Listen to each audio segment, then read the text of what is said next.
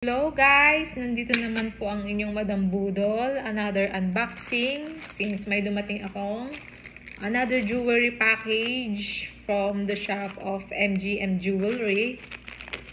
Yan. Isa sa mga suki kong store na bilihan ng alahas. So, let's do the unboxing. So, totally sealed ang box. Umorder ako sa kanya ng rings, heart ring at isang wave ring. So,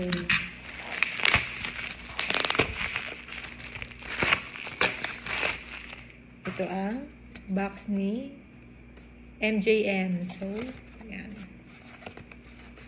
And,